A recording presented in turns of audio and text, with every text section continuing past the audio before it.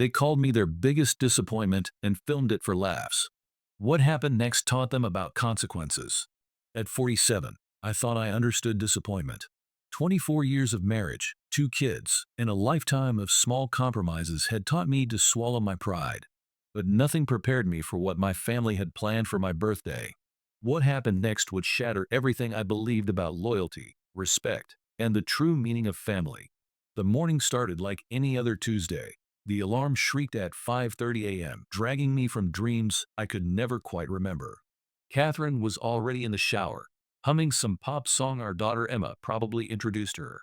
The bathroom mirror reflected a man I barely recognized anymore, graying hair retreating from my forehead, lines etched deeper than last year, eyes that had lost their spark somewhere between mortgage payments and overtime shifts. I'd been driving trucks for the same logistics company since before Emma was born. 23 years of hauling freight across 3 states, watching America roll past my windshield while my family lived their lives without me. The work wasn't glamorous, but it paid the bills. Kept food on the table, clothes on their backs, and somehow managed to stretch far enough to cover Emma's college tuition and Logan's endless parade of video games and sports equipment. The company had been hemorrhaging drivers lately. Younger guys were jumping ship for better pay, leaving us veterans to pick up the slack. Management kept promising raises that never materialized, while the workload grew heavier each month. My lower back reminded me daily that 47 wasn't 27, no matter how much ibuprofen I swallowed. Catherine was already downstairs when I made it to the kitchen, standing at the counter with her phone in one hand and a coffee mug in the other. She glanced up as I entered, her expression unreadable. "Don't forget it's your birthday today," she said, not looking up from her screen. "I'm planning something special for dinner. Make sure you're home by 6:30. Something flickered in my chest. Hope maybe. It had been years since she'd acknowledged my birthday with anything more than a hastily scribbled card from the drugstore. The last few celebrations had been afterthoughts, a leftover cake from Logan's soccer team party, or a quick happy birthday between her phone calls to her sister. "What kind of special?" I asked, trying to keep the eagerness out of my voice. She finally looked up, and for a split second, I saw something in her eyes. Not warmth exactly, but anticipation. "You'll see. Just be home on time for once." The phrase stung more than it should have. I was always home on time when it mattered. Every parent-teacher conference, every school play, every birthday and holiday that actually meant something to them. But somehow, in Catherine's memory, I was perpetually late, perpetually absent, perpetually disappointing. I grabbed my thermos and headed for the door, that small flame of hope still flickering in my chest. The drive to the depot took me through our neighborhood, modest 2-story houses with small yards and cars that had seen better days. We'd bought our place when Emma was 3, stretching our finances to afford the down payment. The American dream, they called it. Work hard, buy a house, raise your kids, and somehow everything would be worth it. 20 years later, I wasn't so sure about the last part. Work was the usual grind.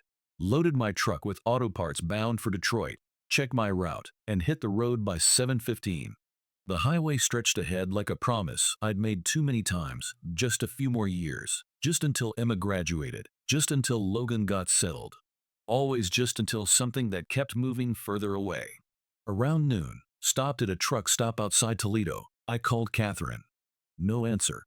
Tried Emma's number. Straight to voicemail. Even Logan, who usually answered on the first ring when he thought I might be calling about his allowance, didn't pick up. A weird feeling settled in my gut. Not quite worry, but something close to it. They were planning something. That much was clear. But Catherine's smile that morning had been off. Like someone trying to remember how to look happy. The drive home felt longer than usual. Traffic was heavier. The truck's air conditioning was acting up again, and my back was screaming by the time I pulled into our driveway at exactly 6:28 p.m. 2 minutes early, not that anyone was counting. The house looked normal from the outside. Same peeling paint on the shutters I'd been promising to fix for 3 years. Same brown patches in the lawn where Logan had set up his soccer goals. Same crooked mailbox that had been listing to one side since last winter's ice storm. But inside, something was different. The dining room table was set with our good china, the white porcelain set with the tiny blue flowers that Catherine had inherited from her grandmother. We only used it twice a year, Thanksgiving, and Christmas. The candles were lit, casting warm shadows across the walls. There was even a tablecloth, cream-colored with barely visible stains from holidays past. Catherine appeared in the doorway wearing the burgundy dress I'd bought her for our anniversary 2 years ago. She'd worn it exactly once to the restaurant where we'd sat in uncomfortable silence while she scrolled through her phone between courses. "Happy birthday, honey," she said, gesturing toward the head of the table with an exaggerated flourish. "Your throne awaits." Emma was already seated, her phone propped against her water glass, obviously recording. Logan sat across from her, wearing the kind of grin that usually preceded trouble. The kind of grin that meant someone was about to be the butt of a joke. But I pushed that thought away. This was my family, my wife, my kids. They were celebrating my birthday. For the first time in years, they were making an effort. I took my seat at the head of the table, feeling oddly formal in my work clothes. The chair creaked under my weight. Everything in our house creaked these days. 20 years of mortgage payments, and we were still living with furniture held together by hope and wood glue. "Before we eat," Catherine announced, "we have a little something for you." She disappeared into the kitchen and returned carrying a cake. Not store-bought this time, but actually homemade. Chocolate with vanilla frosting, slightly lopsided but clearly made with effort. 47 candles flickered on top, dripping wax onto the frosting. "Make a wish, Dad," Emma said, her phone still recording. I closed my eyes and wished for what I always wished for, that somehow this family could find its way back to loving each other, that the distance between us could shrink, that I could matter to them the way they mattered to me. I blew out the candles in 2 breaths, and they cheered. Actually cheered. For a moment, sitting in that candlelit dining room with my family applauding, I felt like maybe I'd been wrong about everything. Maybe we weren't as broken as I thought. Then Emma handed me the gift. It was wrapped in shiny blue paper with an actual ribbon, not the crinkled newspaper and masking tape that usually passed for gift wrapping in our house. The box was small, about the size of a coffee mug, and surprisingly light. "We saw this and immediately thought of you," Catherine said, her voice bright with barely contained laughter. I unwrapped it carefully, the way Catherine had trained me to over the years. "Don't tear the paper. Save the ribbon. Be grateful for whatever's inside, no matter what it is." Inside was a trophy, cheap plastic made to look like gold, about 6 inches tall with a small plaque at the base. For a moment, my brain couldn't process what I was reading. The letters seemed to swim before my eyes. "World's #1 disappointment." The words hit me like a physical blow. I read them again, hoping I'd misunderstood. But there it was, engraved in block letters that couldn't be misinterpreted. The room erupted in laughter. Catherine was practically doubled over, tears streaming down her face. Logan high-fived Emma across the table. Emma zoomed her phone camera in on my face, capturing what I'm sure was a perfect shot of a man realizing his own family thought he was a joke. "Give us an acceptance speech, Dad," Emma shouted between giggles. "Oh my God, his face," Catherine gasped, wiping her eyes. "We couldn't resist. The moment we saw it in the store, we knew it had your name on it. 24 years of marriage. 20 years in this house. Countless overtime shifts, missed fishing trips, and worn-out work boots so they could have new phones and brand-name clothes. Thousands of small sacrifices that apparently added up to this moment. My own family, the people I'd worked myself to the bone to provide for, giving me a trophy that celebrated my failure as a human being. But here's what 24 years of marriage teaches you. Sometimes you smile when you're dying inside. Sometimes you say thank you when you want to scream. Sometimes you nod and play along because the alternative is admitting that the people you love most in the world see you as nothing more than a punchline. So I smiled, held up the trophy like I was accepting an Academy Award, said thank you in a voice that sounded like it belonged to someone else. Someone who wasn't currently having his heart ripped out by the 3 people who were supposed to love him unconditionally. We ate cake after that. Store-bought, despite Catherine's earlier efforts with the main dessert. They talked about some reality show. They were all obsessed with something about rich people buying ridiculous houses. I nodded at the right moments, made appropriate sounds of interest, and watched the candlelight dance across that plastic trophy sitting next to my plate. When dinner was over, they migrated to the living room like always. I cleared the table, loaded the dishwasher, and wiped down the counters while they settled in for their evening entertainment. The sounds of their laughter drifted in from the other room, and not cruel now, just normal family enjoyment. They'd moved on from my humiliation to whatever was happening on TV. I put the trophy on the mantel in the living room, right between Emma's high school graduation photo and Logan's last soccer team picture. It looked absurd there, but somehow fitting. A shrine to failure in a room full of achievements I'd helped make possible. Then I went to the garage. The garage was my sanctuary, the one space in the house where everything had its place and stayed there. My tools hung on pegboard walls, arranged by size and function. My workbench was clear except for the project I'd been tinkering with, an old radio from my father's shop that I'd been trying to restore for the better part of a year. I sat in my '91 Silverado, the truck Catherine had been begging me to sell for years. "It's an eyesore," she'd say. "We could use the money." But this truck had been with me longer than our marriage. I'd bought it used when Emma was a baby, and it had never let me down. Unlike some things in my life, the silence was complete out here. No TV laughter, no phone notifications, no one asking me to fix something or pay for something or explain why I couldn't just be better somehow. Just me and the familiar smell of motor oil and sawdust. At 11:47 p.m., my phone buzzed. It was a notification from Instagram. Emma had tagged me in a post. I didn't use Instagram much, created an account a few years ago to keep tabs on the kids' social media, but rarely checked it. Emma knew this. She also knew I'd get a notification when she tagged me. The post was a video, my reaction to the trophy, set to music, some song with lyrics about losers and failures.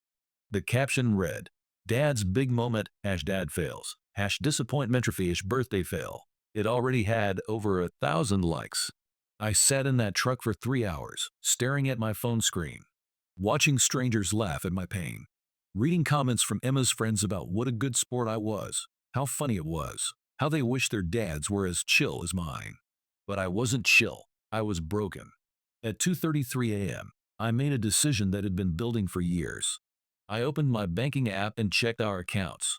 Joint checking had $5,247.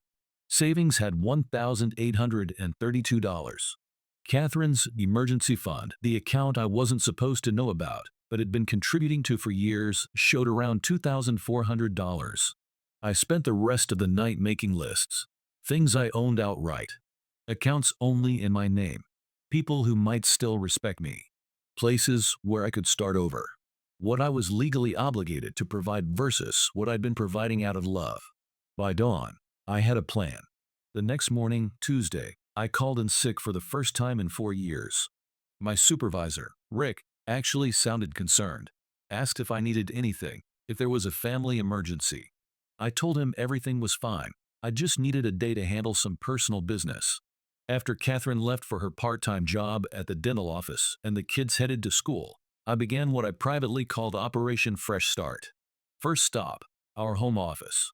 Catherine kept all our important papers in a filing cabinet she'd organized according to her own mysterious system. Took me an hour to find what I was looking for, but when I did, my slow burn turned into a 5-alarm fire. 3 credit card statements I'd never seen before. Combined balance, $47,892.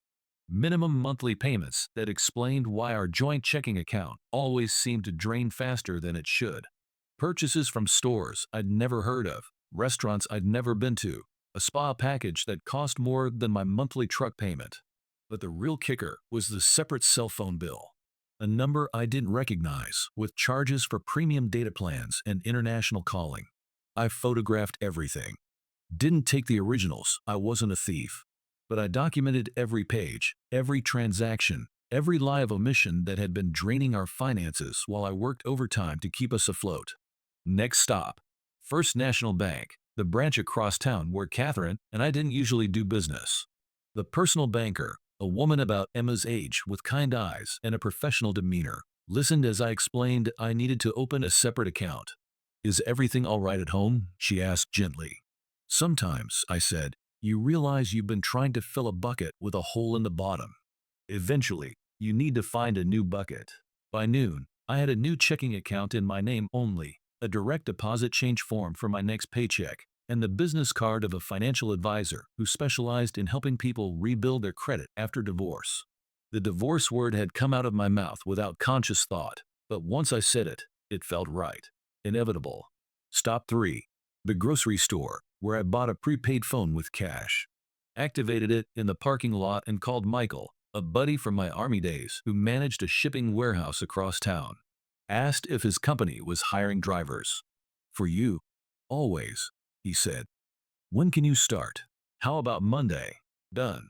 Same rate you're making now, better benefits, and we actually respect our drivers here. Wednesday, I went to work as usual.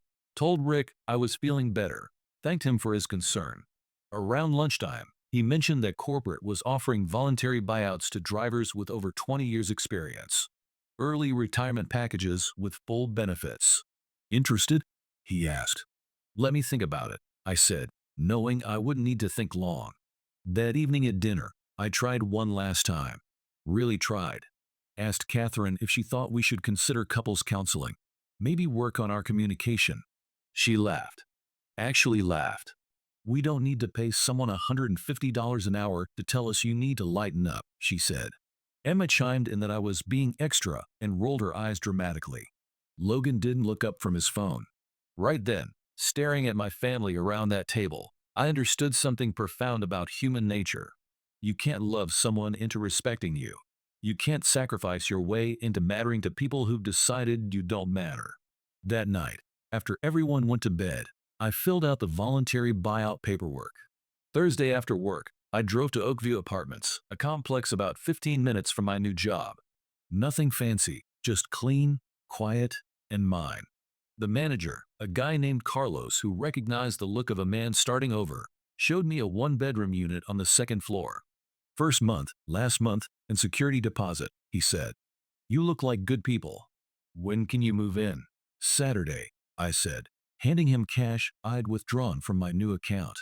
Friday was my last day with the company. Rick seemed genuinely sorry to see me go, said I was one of the best drivers they'd ever had. The guys on my route threw together an impromptu lunch at the diner down the road. Nothing fancy, just burgers and honest conversation with men who understood the value of showing up every day and doing your job right. For the first time in months, I felt like I mattered to someone. That weekend, while Catherine and the kids visited her mother for their monthly overnight trip, I moved my life to a 600-square-foot apartment that felt bigger than the house I was leaving behind. I didn't take much. My clothes, my tools, the watch my father left me when he passed, and a handful of photos from before everything went wrong. The old radio from the garage, a coffee mug Emma had made me in art class when she was 8 back when she still thought I hung the moon. By Sunday afternoon, my new place was sparse but functional. A mattress on the floor, a folding table with 2 chairs, my tools organized along one wall. It wasn't much, but it was honest. No one here thought I was a disappointment. Sunday night, I sat at that folding table and wrote 3 letters. Catherine's was straightforward. I explained that I was leaving, that I'd found her hidden debts, that 24 years of being treated like an ATM with legs had finally worn me down. I told her I wouldn't contest a divorce if she wanted one, but I also wouldn't be financing her lifestyle anymore. I'd continue supporting Logan until he turned 18, but my days as the family cash machine were over. Emma's letter was harder. I told her that adults face consequences for how they treat people. That filming someone's humiliation for social media, likes isn't humor, it's cruelty. That I'd always love her, but I wouldn't be available as an emergency funding source anymore. When she was ready to have a relationship based on mutual respect instead of mutual exploitation, my door would be open. Logan's letter was the hardest. He was only 16, still figuring out who he was and how the world worked. I told him this wasn't his fault, that he'd always be my son, that he could call my new number anytime. I included my address and told him there would always be a place for him if he needed it. But I also told him he was old enough to understand that how we treat people matters, and that he'd have to decide what kind of man he wanted to become. I sealed each letter in an envelope with their names written in my careful block printing. Sunday night, they returned from Catherine's mother's house full of stories and complaints about grandma's cooking. Normal family stuff. Logan asked if I could look at his gaming computer, said it was running slow. I told him I'd check it out tomorrow, knowing I wouldn't be there. After everyone went to bed, I placed the 3 letters on the kitchen table, propped against that plastic trophy. Then I took one last walk through the house I'd been paying for since 1998. The living room where we'd watched countless movies, back when we actually enjoyed each other's company. The kitchen where I'd made pancakes every Saturday morning for years, until the kids decided they were too cool for family breakfast. Emma's room, still decorated with posters of boy bands she'd outgrown years ago. Logan's room, a chaos of clothes and gaming equipment that probably cost more than my first car. In the garage, I made sure every tool was back in its proper place before taking them down one by one. 24 years of careful organization, and I could disassemble it all in 30 minutes. At 2:41 a.m., I loaded the last of my belongings into my Silverado. The neighbor's motion detector light clicked on as I backed out of the driveway, illuminating the house where I'd spent half my life trying to be enough for people who decided I never would be. Monday morning, I started my new job. Michael hadn't been kidding about the respect thing. The warehouse manager shook my hand, showed me around personally, and made sure I had everything I needed. My truck was newer, the routes were more reasonable, and when I finished my shift at 4:30, no one expected me to work overtime unless I wanted to. Around noon, my old phone started buzzing with calls from Catherine's number, then Emma's, then numbers I didn't recognize.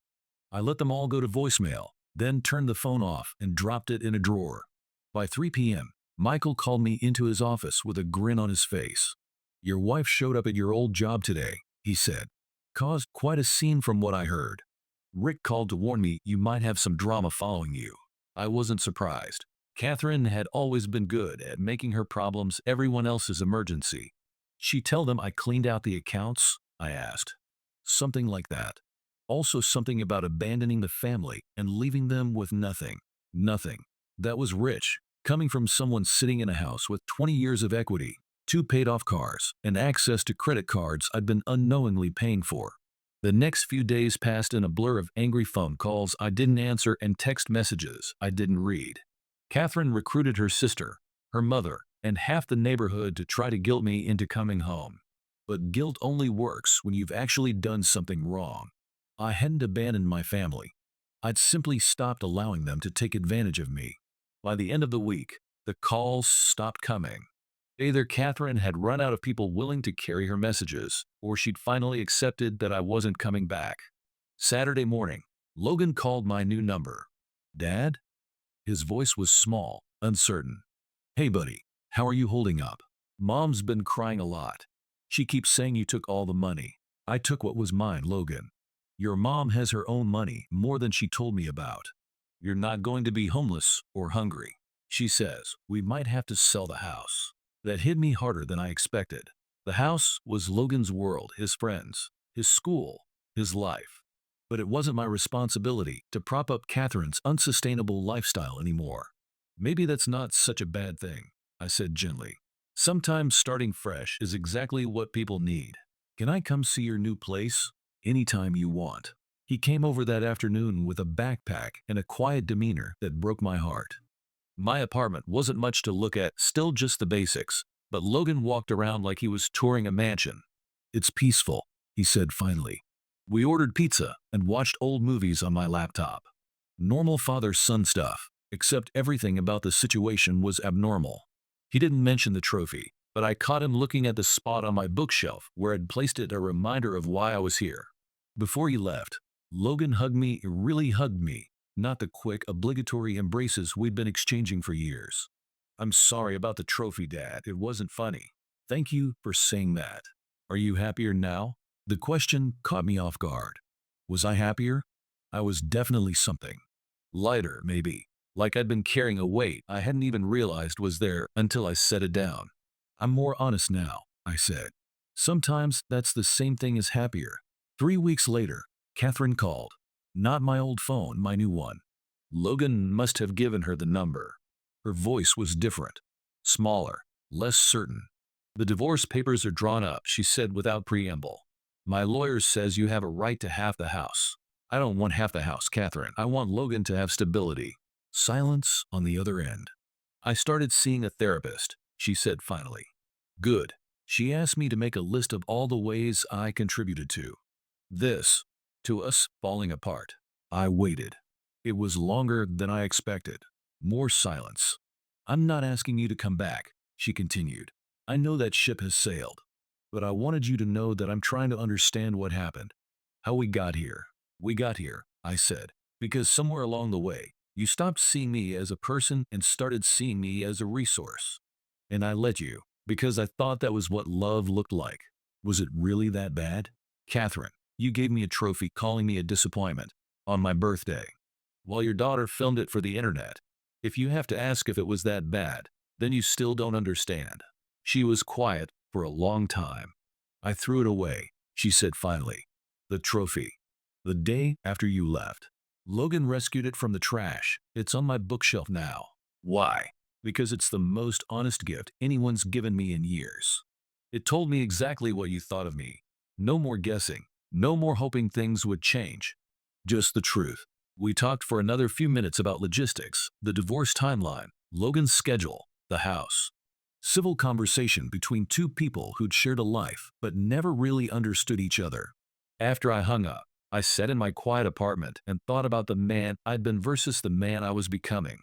The old version had spent 24 years trying to earn love from people who decided he wasn't worth it. This new version understood that respect isn't something you can sacrifice your way into. It's been 2 months now since that birthday dinner. Logan comes over every other weekend, and we're rebuilding something that feels more real than what we had before. Emma hasn't contacted me directly, but Logan says she's been asking about me. Maybe someday she'll be ready to have an adult conversation about accountability and respect. Catherine and I are proceeding with the divorce. It's amicable, which is more than I'd hoped for. She's keeping the house but refinancing to remove my name from the mortgage. I'm keeping my retirement accounts and my truck. We're splitting everything else down the middle. I've been promoted to shift supervisor at the warehouse. Michael says I have a natural talent for leadership, probably because I actually listen to people instead of just waiting for my turn to talk. The pay increase means I can afford a bigger apartment, maybe even start saving for a small house of my own. But here's the thing I've learned about starting over at 47. It's not about the house or the job or even the family you leave behind. It's about remembering that you have value as a human being, independent of what you can provide for other people. That plastic trophy sits on my bookshelf like a monument to a truth I'd been avoiding for years. I wasn't a disappointment because I failed to meet their expectations. I was disappointed because I'd spent 2 decades trying to earn something that should have been freely given. Sometimes Logan picks up the trophy and turns it over in his hands, reading the inscription. Last weekend, he asked me if I regretted leaving. I regret that it took me so long, I told him. The apartment is quiet now in the evenings. No TV blaring, no one asking for money or favors or explanations for why I can't just be better somehow. Just silence, and the sound of my own thoughts, and the knowledge that I finally matter to the person whose opinion counts most. Mine. Sometimes the best gift someone can give you is showing you exactly who they think you are. It clarifies things, makes the hard decisions easier. That trophy was the clearest communication my family had ever given me. After 24 years of mixed signals and false hope, they finally told me the truth about what I meant to them. Message received. Message understood. New message being written. And this time, I'm the one holding the pen.